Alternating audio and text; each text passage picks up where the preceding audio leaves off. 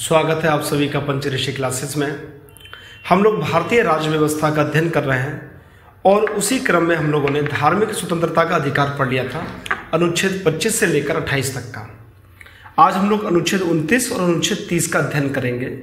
और ये जो दो अनुच्छेद हैं 29 और 30, ये अल्पसंख्यकों के लिए प्रदान किए गए हैं। भारत के जब संविधान का निर्माण हो रहा था तो एक बड़ा प्रश्न चिन्ह था अल्पसंख्यकों के मन में कि हमारे लिए क्या सुविधा उपलब्ध की जाएगी। इसलिए दो अनुच्छेद 29 और अनुच्छेद 30 जो शामिल किए गए, ये अल्पसंख्यकों के हितों के लिए किए गए थे। तो शुरू करते हैं हम लोग 29 और 30 और इसके जो भी पहलू होंगे उन सबका अध्ययन करेंगे। तो सबसे पहले अनुच्छेद 29 की बात करते हैं हम लोग। अनुच्छेद 29, अनुच्छेद 29 दो बातें कहता है, अनुच्छेद 29(1) और अनुच्छेद 29(2). अनुच्छेद 29(1) कहता है कि सबसे पहली बात, एक और ध्यान रखिएगा, 29 और 30 क्या है, भारतीय नागरिकों को प्राप्त है। ये अन्य किसी और व्यक्ति को जो भारत के नागरिक नहीं है उनको ये अधिकार प्राप्त नहीं है। ठीक है, इस बात को भी नोट कर लीजिएगा आप लोग। 29(1) करता है कि भारत के किसी राज्य क्षेत्र में भारत के किसी राज्य क्षेत्र में निवास करने वाले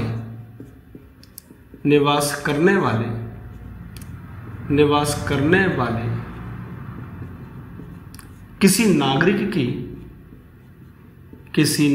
की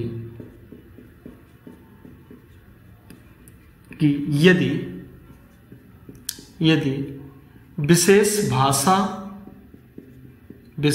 भाषा लिपि या संस्कृति है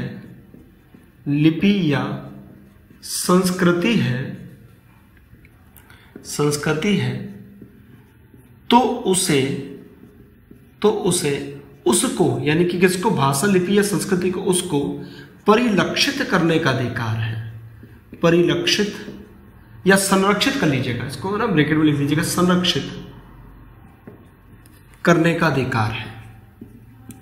संरक्षित करने का अधिकार है। और अनुच्छेद 29(2) कहता है कि यदि कोई संस्थान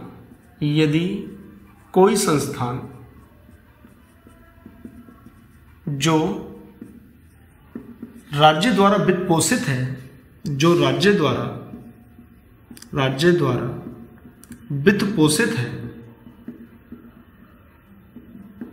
वित्त पोषित है, वह छात्रों को प्रवेश देते समय धर्म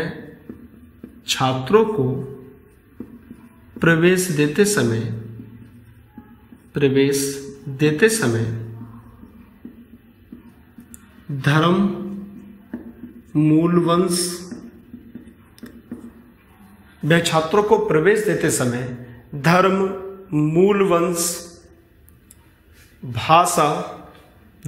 वंश भाषा के आधार पर भेदभाव नहीं कर सकता। ठीक है, क्या कह रहा है कि धर्म, भाषा, मूल वंश आदि के आधार पर, जाति भी है, जाति के आधार पर कोई भेदभाव नहीं कर सकता। तो सीधी सी बात है, इसको समझ लीजिएगा आप लोग। फिर 30 और फिर इसको हम कंबाइन करके दोनों को पढ़ाएंगे। 29 कहता है कि मान लीजिए भारत के किसी भी राज्य क्षेत्र में भारत का कोई भी नागरिक निवास कर रहा हो और उसकी अपनी विशिष्ट भाषा हो, लिपि हो या उसकी संस्कृति हो, तो उसे, उस व्यक्ति को अपनी उस चीज को संरक्षित करने का पूर्ण अधिकार होगा। ठीक है। 29(2) कहता है कि यदि कोई संस्थान है जो राज्य द्वारा वित्त पोषित है तो वह भाषा, धर्म, लिंग, जाति, मूल वंश आदि पर प्रवेश देते समय कोई भेदभाव नहीं करेगा। तो 29 और 30 आप यहाँ पर 29(1)(2) लिख लीजिएगा। फिर 30 के बाद फिर एक कंबाइन करके हम लोग बात करेंगे। ठीक है, तो आर्टिकल 29 आप लोगों ने यहाँ लिख लिया। अब 30 और लिख लेते हैं, उसके बाद इस पर कुछ विवाद है, उन पर लोग समझ लेते हैं। लिखिएगा अनुच्छेद 30।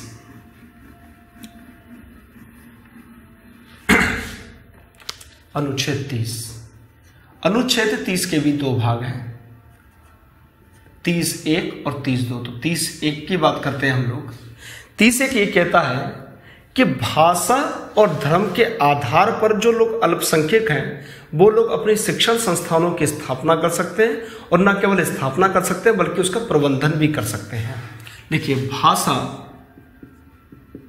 या धर्म के आधार पर या धर्म के आधार पर या धर्म के आधार पर अल्पसंख्यकों को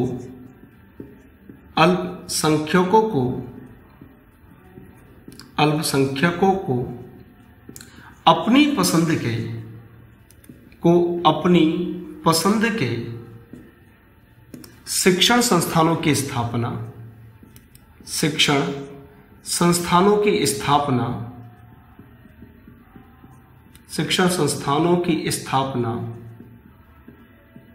तथा प्रबंधन का अधिकार है।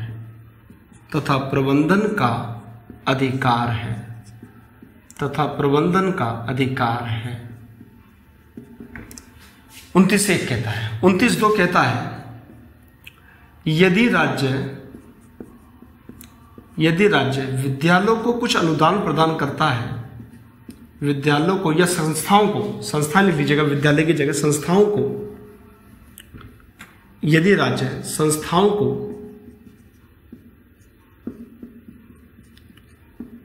कुछ अनुदान प्रदान करता है,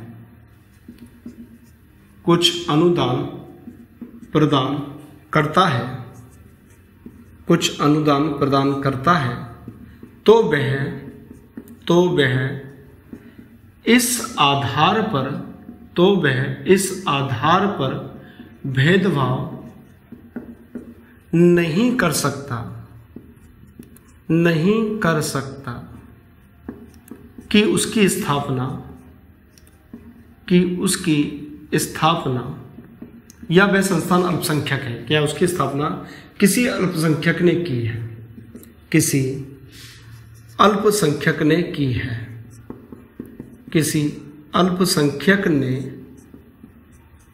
है,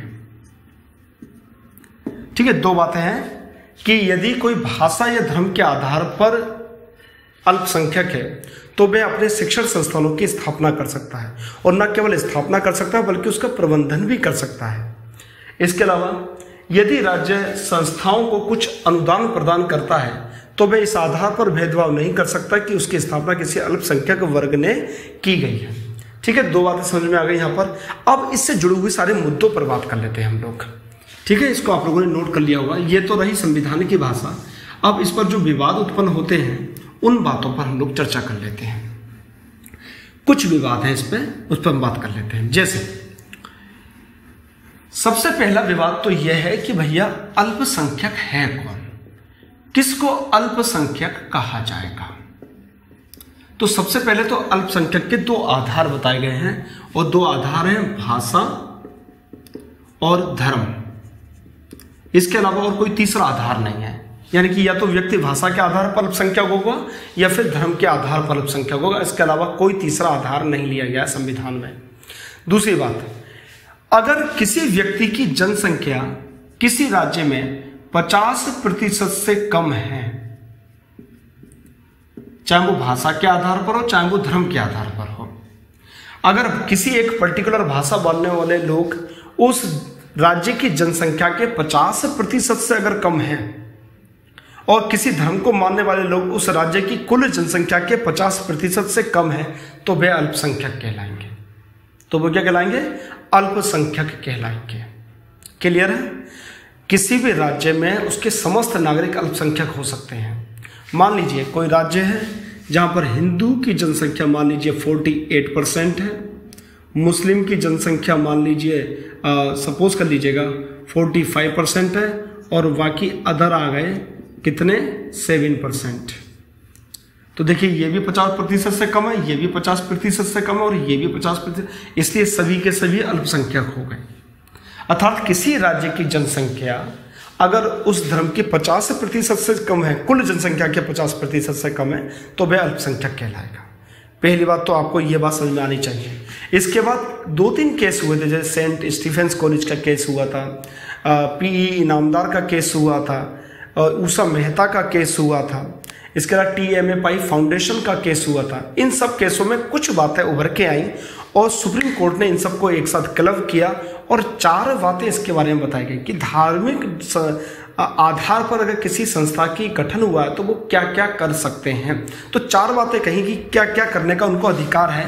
तो 4 बातें करने का अधिकार है। ये चारों जो बातें की गई हैं वो TMA पाई फाउंडेशन के केस में, पीई इनामदार के केस में, उषा मेहता के केस में और सेंट स्टीफेंस कॉलेज के केस के क्लब करते हुए उन्होंने ये वाली बातें बताई। उन्होंने कहा कि कोई भी संस्थान जो अल्पसंख्यक संस्थान है वह अपने प्रशासनिक भर्ती करने के लिए खुद जिम्मेदार है। प्रशासनिक भर्ती वो कर सकता है या प्रशासनिक निकाय का गठन कर सकता है। कौन उसका अध्यक्ष होगा, कौन उपाध्यक्ष होगा आदि सब प्रशासन के संबंध में जितनी भी चीज बॉडी का गठन होगा वह स्वतंत्र होगा, उसमें राज्य का कोई हस्तक्षेप नहीं होगा। दूसरा, शिक्षक और शिक्षणेतर कर्मचारी की भर्ती करने का भी अधिकार इन्हीं संस्थाओं को होगा। शिक्षक और शिक्षणेतर कर्मचारी को भर्ती करने का अधिकार भी इन्हीं को होगा। कर्मचारी को भर्ती का अधिकार, मैं भी समझा दूंगा थोड़ा सा और, भर्ती का अधिकार, ठीक है। इसके अलावा तीसरी बात, अपनी पसंद के छात्रों को प्रवेश देने का अधिकार। और चौथी बात, युक्ति युक्त फीस, शुल्क, हिंदी में कहेंगे शुल्क, निर्धारित करने का अधिकार।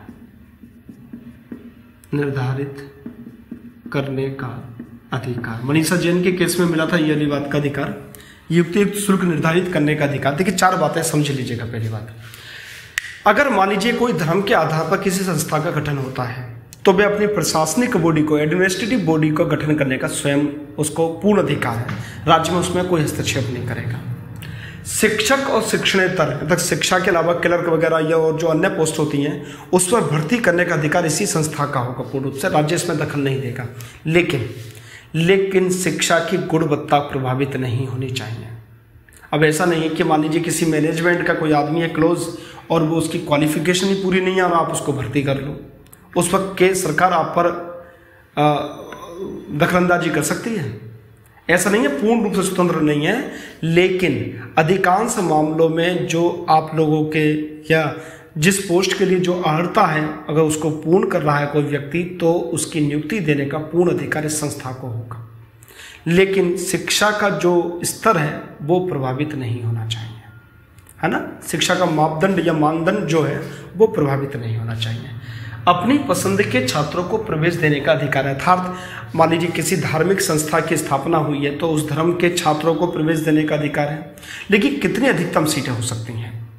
सेंट स्टीफेंस कॉलेज के केस में कहा गया था कि 50% सीटें आप आरक्षित कर सकते हैं अपनी जनसंख्या के लिए, अपनी धर्म की जनसंख्या के लिए 50% सीटें आप लोग गठित कर सकते हो, उसका आरक्षित कर सकते हो। लेकिन TMA पाई फाउंडेशन के केस में इस बात को बदला गया और कहा गया युक्त सीटों को आरक्षित करने का अधिकार है। 50% का आंकड़ा नहीं दिया गया बल्कि कहा गया युक्त सीटों को आरक्षित करने का अधिकार मिलेगा इन संस्थाओं के लिए। सपोज कीजिएगा अगर किसी स्थान पर X संस्था स्थापित हुई है और वहां पर X जाति के या X धर्म के 10% छात्र रहते हैं, Y धर्म के मान लीजिए 70% रहते हैं और Z धर्म के मान लीजिए कितने बचे 20% छात्र रहते हैं। अब सेंट स्टीफेंस कॉलेज ने कहा कि ये 50% सीटें क्या कर सकते हैं, रिजर्व कर सकते हैं 50% सीटें। अब आप सोचिए कि X जिसका ये संस्थान है उसकी जनसंख्या सिर्फ 10% है और सीटें आपने रिजर्व कर ली 50%। तो 40% सीटें जो होंगी वो खाली रहेंगी आपकी। इसलिए TMA-PI फाउंडेशन के केस में कहा गया कि ये जो रिजर्वेशन है ये 50% ना होकर युक्ति युक्त होना चाहिए, युक्ति युक्त होना चाहिए। ठीक है, मतलब अब 10% जनसंख्या है तो आप ज़्यादा से ज़्यादा कीजिएगा 15% सीटें रिजर्व कर लीजिएगा, बाकी की सीटें अदर रिलीजन के लिए ओपन कर दीजिए। ठीक है, तो अधिकतम अब क्या है, युक्ति युक्त आरक्षण की बात की गई है। अब 10% या 50% की कोई बात नहीं की गई है। क्लियर हो गया यहाँ तक बात? चलिए चौथी बात कहिए, युक्ति युक्त शुल्क निर्धारित करने का अधिकार होगा, फीस निर्धारित करने का। मनीषा जैन वाला केस था कर्नाटक राज्य का, उसमें कहा गया कि अब मान लीजिए किसी फीस को संचालन करने के लिए अपने विद्यालय के लिए फीस निर्धारित करने का अधिकार है, लेकिन फीस इतनी ना हो कि आदमी पे ना कर पाए, तो युक्ति होनी चाहिए, रीजनेबल होनी चाहिए। ठीक है, तो ये 4 अधिकार प्रदान किए गए हैं इन संस्थाओं के लिए। लेकिन अब प्रश्न एक और उठता है कि कौन सी संस्थाओं या किन संस्थाओं को हम धार्मिक संस्था कह सकते हैं, धार्मिक संस्था कह सकते हैं। तो इसके 3 जवाब हैं। पहला जवाब, जिसकी स्थापना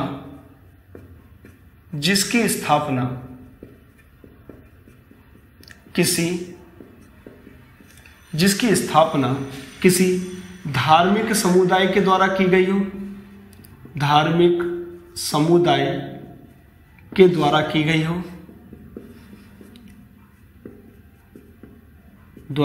हो। दूसरा, उस धर्म की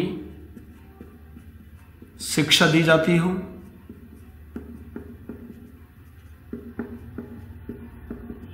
और तीसरा, उस धर्म से जुड़े छात्रों को शिक्षा दी जाती हो। अगर ये 3 शर्तें पूरी हो रही हैं तो कोई भी संस्थान क्या कहलाएगा, धार्मिक संस्थान कहलाएगा। ठीक है, क्या कहलाएगा, धार्मिक संस्थान कहलाएगा। ठीक है, अब एक बात समझ में आती और प्रश्न उठता है, क्या इस तरह के संस्थानों में SC और ST वर्गों के लिए सीट आरक्षित रखी जा सकती है? SC और ST वर्ग के लिए क्या सीट आरक्षित रखी जा सकती है? तो इसका जवाब है, अगर कोई भी संस्थान, देखिए 29(2) क्या कहता है, कोई भी संस्थान जो राज्य से वित्त की मदद लेता है, राज्य से फाइनेंस लेता है, वह जाति के आधार पर कोई भेदभाव नहीं करेगा। ठीक है, इसलिए SC और ST की सीटें आरक्षित रखी जा सकती हैं अगर वो संस्थान वित्त को लेता है। तो PE इनामदार के केस में इसको उन्होंने और बढ़ा दिया।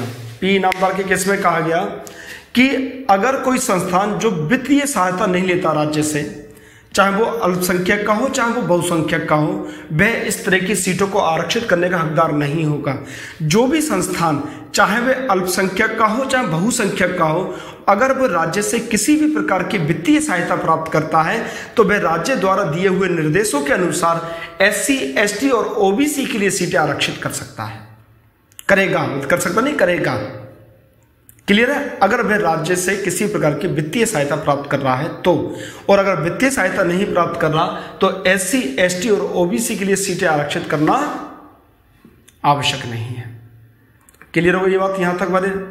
अगला प्रश्न और आता है कि क्या यह शर्त हायर एजुकेशन के लिए दी जा सकती है? क्या धार्मिक संस्थान प्रोफेशनल कोर्स खोले जा सकते हैं धार्मिक संस्था के रूप में? क्या यूनिवर्सिटी खोली जा सकती है धार्मिक संस्था के रूप में? बिल्कुल, हायर एजुकेशन के इंस्टीट्यूट भी धार्मिक संस्था हो सकते हैं। हायर एजुकेशन के जितने भी इंस्टीट्यूट हैं ये भी धार्मिक संस्था हो सकते हैं। तो मेरे हिसाब से आपको 2930 क्लियर हुआ होगा। अल्पसंख्यकों को दिए गए अधिकार इसके अंतर्गत आते हैं। ठीक है, तो अब अगली क्लास में हम लोग अनुच्छेद 31 का अध्ययन करेंगे और उसके बाद 32, 33, 34 और 35 का एक साथ कर इस मौलिक अधिकार की सीरीज को खत्म करेंगे। ठीक है, तो आप लोग नेक्स्ट वीडियो का इंतजार कीजिएगा। तब तक के लिए आप सबका बहुत बहुत धन्यवाद।